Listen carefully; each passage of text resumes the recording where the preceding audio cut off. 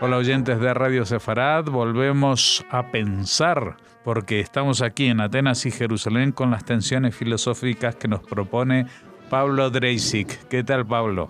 Hola, ¿qué tal, Jorge? ¿Cómo estás? Hoy, en vez de visitar, como solemos hacer a veces, sitios geográficos como estos de Atenas y Jerusalén, quizás lo que vamos a visitar es a una persona, ¿no? ¿O me equivoco? Sí, no, en realidad vamos a hablar sí, Atenas y Jerusalén, es Atenas y Jerusalén. Quiero también contar que, hablando de la emisión pasada, que tratamos también de una persona, pero que también es un lugar, porque en la emisión anterior era sobre Samuel Hugo Berman, pero que era en el fondo también la ciudad de Praga como un sitio también de pensamiento judío, digamos, ¿no? Uh-huh. Eh, y, esta, y esta vez también quiero comentar respecto a la emisión pasada, que le decimos a los oyentes que fue sobre este filósofo muy importante, eh, Berman, que Enrico Luca de la Universidad de Jerusalén y la Universidad de Leipzig me envió escaneado, él lo escaneó entero, el libro de Samuel Hugo Berman sobre los pensadores judíos que yo relaté, que lo encontré en la Ah, biblioteca de la Universidad de Buenos Aires. Él lo fotocopió entero en la Universidad de Jerusalén, en español. Y también me comentó de manera privada que buscando en los archivos y en las cartas de Bergman, encontró alusiones a editoriales argentinas y a menciones. Y también se me ocurría que ahí hay un tema que bueno, antes de ir a Nuremberg, que es lo que nos va a ocupar hoy, pero quería hacer un comentario, si tú me permites, uh-huh. que lo comentábamos con este investigador, del tema de los libros viajeros. Hay algo que son este atributo que tienen los libros judíos muchas veces, que tiene todo libro, pero digamos que el libro judío recoge todas las notas distintivas de estas cuestiones de ser un libro refugiado, un libro exilado, un libro itinerante, trashumante, Uh-huh. así como transportable, como los violines, ¿no? Y qué bello, Jorge, es hacer esta historia y rastrear estos libros que han pasado no solo por varias bibliotecas, sino también que han sido protagonistas de exilios, bueno, también muchas veces destruir bibliotecas porque adviene a un régimen autoritario. No solo la quema de los nazis del libro, sino también la quema de los propios poseedores de los libros, este, por cuestiones de peligro. Bueno, y uno entonces puede encontrar este ejemplar hay un primo en la Biblioteca Hebrea de Jerusalén que también está este ejemplar en español, de este filósofo. Bueno, en fin, esto que nuestra sección tiene esta cuestión de tener como protagonistas libros que vuelan, que van por Uh-huh. transatlánticos, que navegan. Bueno, vos sabrás que el quinto presidente de Israel, el primer presidente sefardí, se llamaba Itzhak Nabón, y él empezó en la Sí, política porque Ben Gurión quería aprender español para leer el libro de Simón Dubnov.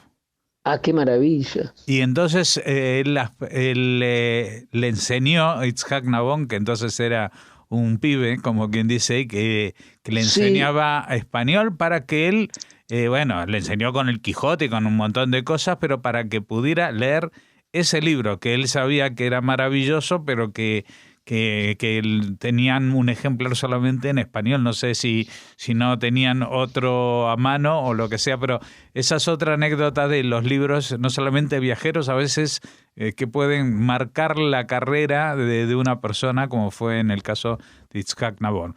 Pero que, vamos, que, vamos a sí. cerrar un poco las las anécdotas en torno a lo impreso para sentarnos, Sí, para volver a lo pensado antes de imprimir, ¿no? A la filosofía.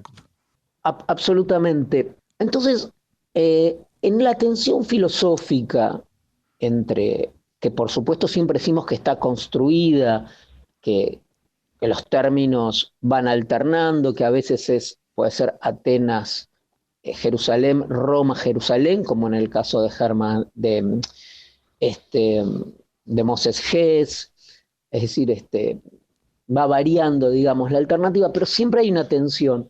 En este caso, quizás una de las figuras centrales en la cuestión de la tensión haya sido el judío o el judaísmo, como de alguna manera operando como la sombra, el otro, el término negativo a partir del cual se pensaba no solo la tradición cristiana helénica, sino también la tradición cristiana romana. Es decir, uno podría decir que el cristianismo nace de algún modo del judaísmo y también con una relación compleja con el judaísmo. Hay como una especie de trauma de nacimiento de la tradición cristiana, porque de alguna manera es tributaria y se sostiene dogmáticamente en la verdad revelada al pueblo judío, y al mismo tiempo hay una enemistad teológica que también le es por naturaleza inherente y que debe sostener. Es decir, que ahí hay un dilema, una aporía, un dilema político-teológico muy fuerte que marca como ningún otro todo el devenir de Occidente. En el corazón de ese conflicto, ¿no?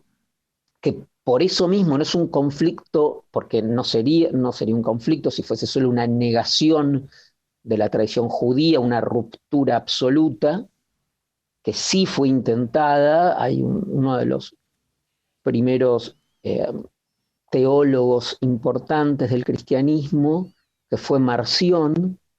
Marción creó una doctrina según la cual uno era el Dios del Antiguo Testamento, que era el Dios creador del mundo, y otro era el Dios redentor, el Dios de la redención, el Salvador, que era un Dios que estaba al final de la historia y que no era el Dios creador del mundo. Esa doctrina, el marcionismo, Marción, era griego, eh, fue muy rápidamente combatida por los primeros padres de la Iglesia.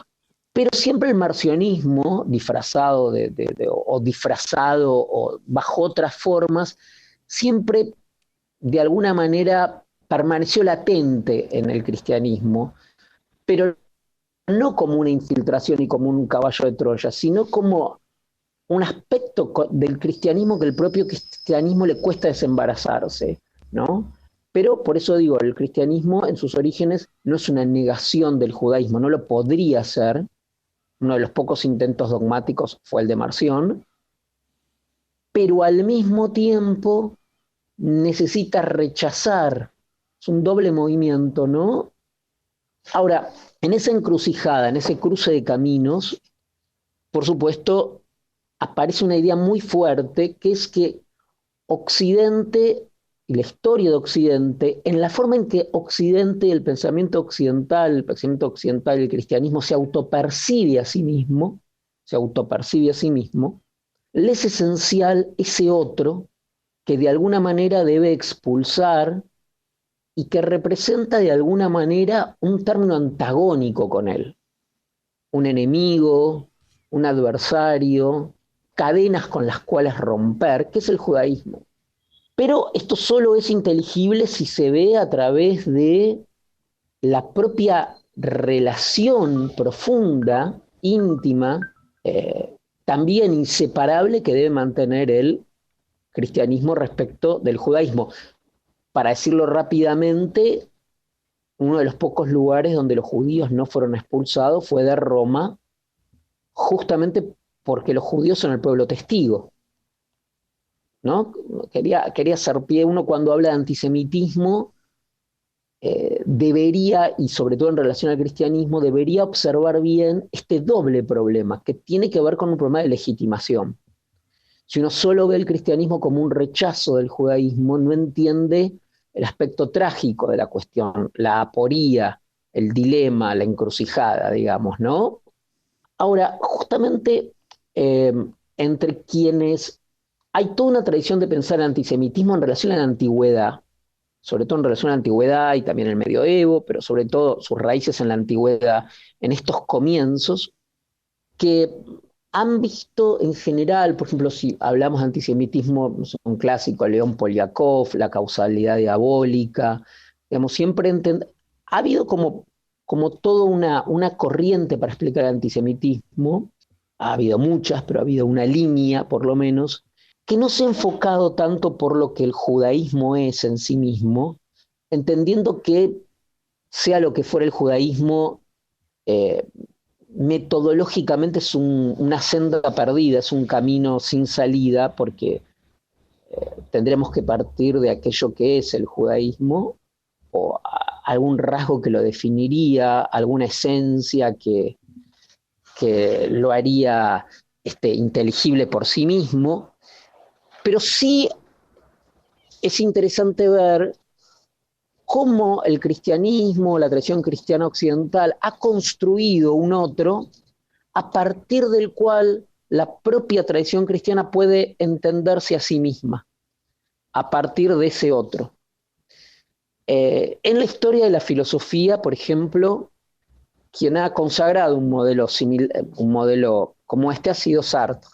Sartre ha sido un pensador que precisamente a la hora de definir este otro, el antisemitismo, la percepción, ha planteado que el antisemitismo no es una cuestión que parte de lo que el judaísmo sea, sino que lo judío, entre comillas, se define, si uno podría hablar de definición, negativamente. O sea, la identidad judía parte de que alguien te enrostra de, de la injuria, te dice judío de una manera ofensiva, y entonces es el otro el que te marca, y bueno, todas las figuras sartreanas de la mirada del otro, etcétera, etcétera, es el otro en realidad el que te congela en tu identidad judía a partir de la mirada, a partir de la injuria, del insulto. Es decir, no hay una identidad judía, no hay un judaísmo visto como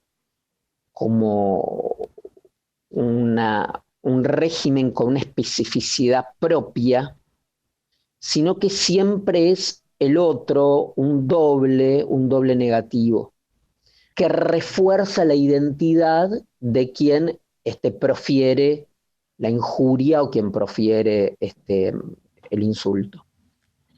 Es interesante porque esa tesis de Sartre fue también cuestionada, fue cuestionada por Salo Baron, por el gran historiador judío, fue cuestionada por la propia Hannah Arendt. Después Sartre aplicó ese modelo de la identidad negativa con los negros y tuvo una polémica con Fanon, con Franz Fanon, en relación a la negritud. Franz Fanon le dijo lo mismo, le dijo que los negros no eran negros porque alguien discriminara o negativamente, sino que hay toda una tradición de la negritud, del mismo modo que Salo Baron le responde a Sartre que hay una tradición judía, independientemente que el judaísmo no es solo una invención o un doble negativo, digamos, sino que existe por sí mismo como tradición y tiene una positividad, ¿no? De algo propio, y que puede ser definido a partir de eso. Ahora, como ves, lo que te quiero mostrar con este extenso prólogo, que por ahí me parece que quizás es necesario, que que está muy ligado a lo judío, no solo a lo que es lo judío, a la identidad judía, sino a la idea de que lo judío aparece como un término, casi como una invención de una tradición occidental que quizás arranque con lo helenístico, con Pablo, con lo paulino.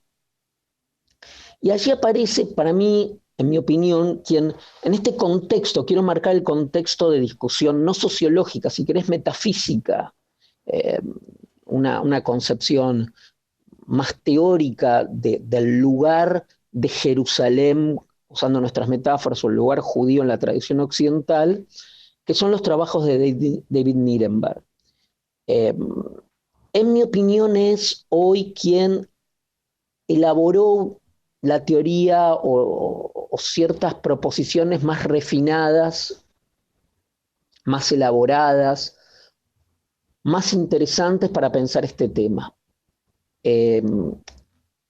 Lo que me parece interesante que dice Nirenberg, que lo podemos continuar también la emisión que viene, es que pone, digamos, de alguna manera arroja luz sobre un concepto que se conocía pero estaba poco explotado, se había visto poco su operatividad, que es el verbo judaizar, que es la noción de judaizar.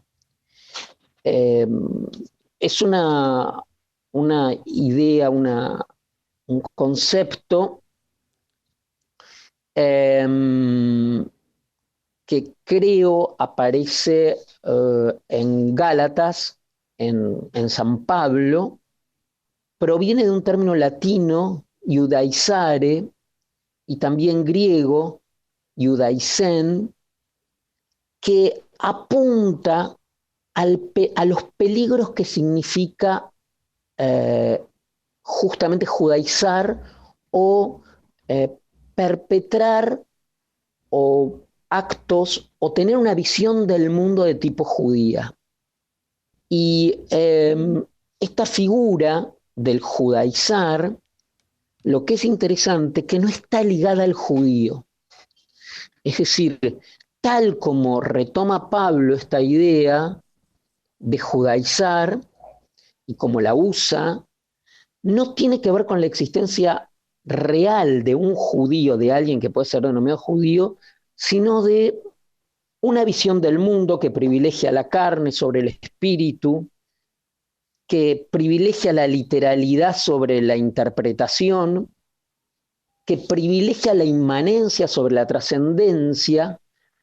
Es decir, judaizar puede judaizar, es más, un judío no judaiza, apunta Nirenberg, sino que es un peligro acechante a cualquier sujeto el judaizar. Y esta tradición, esta noción tan peligrosa, aparece en juego en una serie de oposiciones que Nirenberg pone en toda la tradición, sobre todo en la paulina, donde todos los rasgos vinculados al judaizar están relacionados con el cuerpo, la circuncisión, la conscupiscencia, la sexualidad, una remisión violenta a lo carnal contra una visión primero helénica, luego cristiana, que apunta a una trascendencia, a una pureza, a una no mundaneidad que que estaría siempre en peligro, que sería frágil para el sujeto, ¿no? Judaizar, caer en esta tentación. Nirenberg, para ejemplificar esto, trae unos pasajes de nuevo de Gálatas, de San Pablo, donde San Pablo, para distinguir entre el cuerpo y el alma, entre la trascendencia y la inmanencia, entre la literalidad y la interpretación, entre la ley y el amor, bueno, este campo semántico, que en la filosofía griega se llama kiai, que significa construir oposiciones, antinomias, tablas de antinomias. Nirenberg trae un pasaje, te decía, de Gálatas, de la carta a los Gálatas, donde Pablo habla de Abraham y la descendencia de Abraham, un texto que es sorprendente, sobre todo para cualquier oyente judío, para cualquier auditorio judío, porque, lo voy a leer rápidamente, vas a ver cómo está perfectamente organizado estas antinomias que construye la figura del judaizar. Dice Pablo, San Pablo, Abraham tuvo 2 hijos, uno de la esclava, el otro de la libre. Pero el de la esclava nació según la carne. Y acá, agrego yo, viene toda la, digamos, el linaje judío, ¿no? Más el de la libre, ¿no? Sara, más el de la libre por la promesa, la carne y la promesa. Sigue diciendo Pablo. Lo cual es una alegoría, pues estas mujeres son los 2 pactos. El uno proviene del monte Sinaí, el cual da hijos para la esclavitud.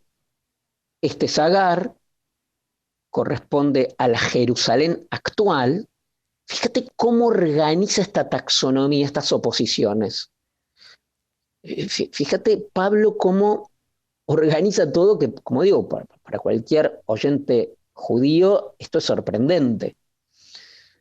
Entonces, esto es una alegoría, pues estas mujeres son los 2 pactos. El uno proviene del monte Sinaí, el cual da hijos para la esclavitud. Este es Agar, corresponde a la Jerusalén actual, no a la celeste, ¿no? Pues está junto con sus hijos, está en esclavitud, más la Jerusalén de arriba, la cual es madre de todos nosotros, es libre. Es sorprendente esta cadena de oposiciones. Entonces tenemos Sara e Isaac, espíritu y libertad, que serían un nuevo pacto y una nueva ciudad celestial. Los judíos no son herederos de la promesa de Dios a Abraham, sino que son condenados como de la carne, sentenciados a la esclavitud y al exilio. Lo que me interesaría destacar de esto es que precisamente no son los judíos o los seguidores de los judíos o los seguidores judíos de Jesús quienes judaizaron, es el cristiano el que está en peligro de judaizar, no es el judío el que está en peligro de judaizar. Entonces, es muy interesante esta tesis de Nirenberg, para mí es importantísima, porque precisamente a todas estas discusiones o problemas o perspectivas sobre el antisemitismo en general, en realidad sí, esto parte de una positividad del judaísmo, de lo que es la tradición judía, de lo que es el judío, o si se construye solo negativamente, como en el caso, por ejemplo, de Sartre, y hay una posición diferente, que es que algo acecha dentro de por lo menos en la visión cristiana, el cristianismo tiene que luchar contra la judaización, contra el judaizar, contra el fariseísmo en que puede caer el propio cristianismo y que pone en peligro a cualquier cristiano. Y esto es interesante también porque permite leer textos de la tradición cristiana y de Occidente en general, donde permanentemente hay una nueva construcción del judío, el judío como capitalista, el judío como comunista, esta hidra, estas dobles caras del judío, y que nunca tienen que ver con el judío real, no tienen nada que ver con aquello que podría llegar a ser lo que es un judío.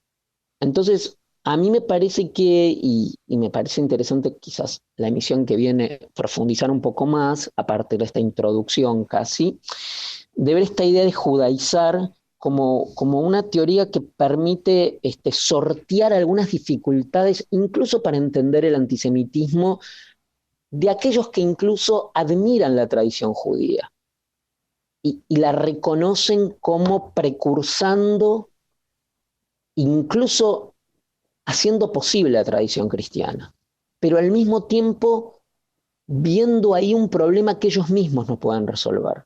Uh-huh.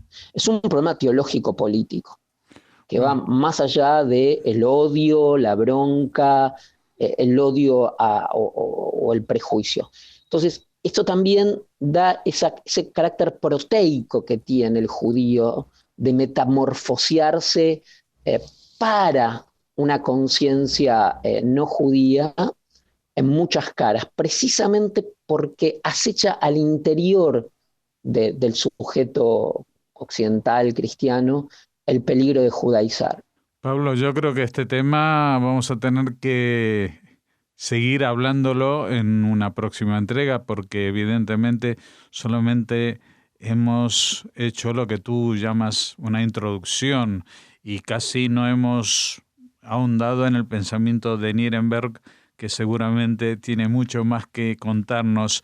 Así que lo único es que tú crees que en esta etapa, con lo que has explicado, ¿hay alguna lectura que recomendarías? Sí, hay varias. Por suerte, algunos textos de Nirenberg están traducidos al español.